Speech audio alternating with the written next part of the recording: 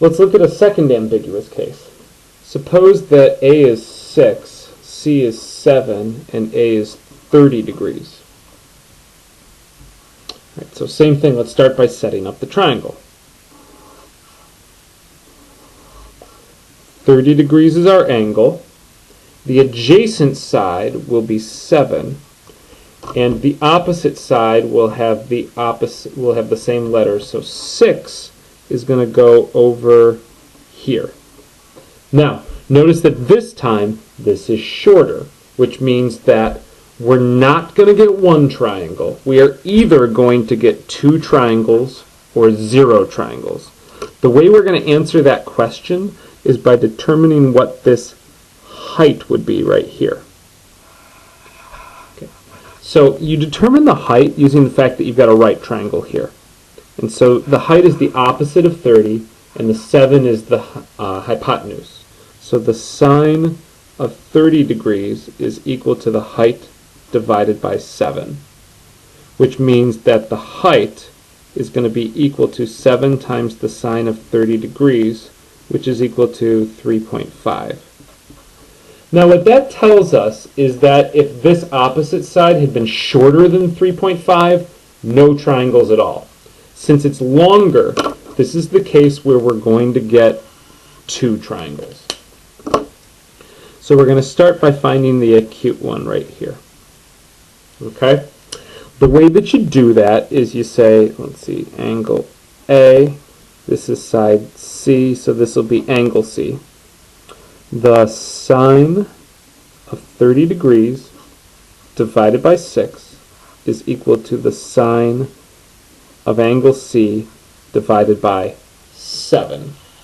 And I'm going to trust that you can work out the same way we did in the last example, that angle C is 35.7 degrees.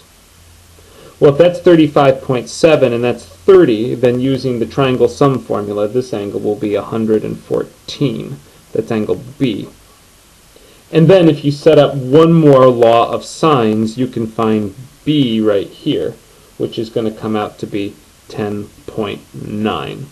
So there's the first triangle. Now here's where the second triangle comes from. Suppose instead of drawing the 6 right here, I had drawn the 6 right here. See how we get an isosceles triangle? Well, if we have an isosceles triangle, then the base angles are going to be congruent, meaning that this angle right here is 35.7. So now, the second triangle that we want is in the blue. So I'm going to draw that blue over here. Let's fill in what we know from the start. We know that angle A is 30 degrees. We know that the side opposite is 6. And we know that this side is 7.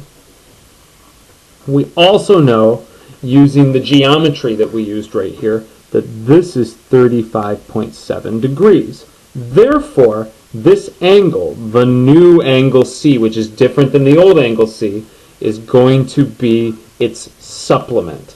These are a linear pair. Therefore, this is going to be 144.7 degrees. You find angle B using the fact that these three have to add up to 180. Therefore, this is going to end up being tiny. It's 5.7 degrees.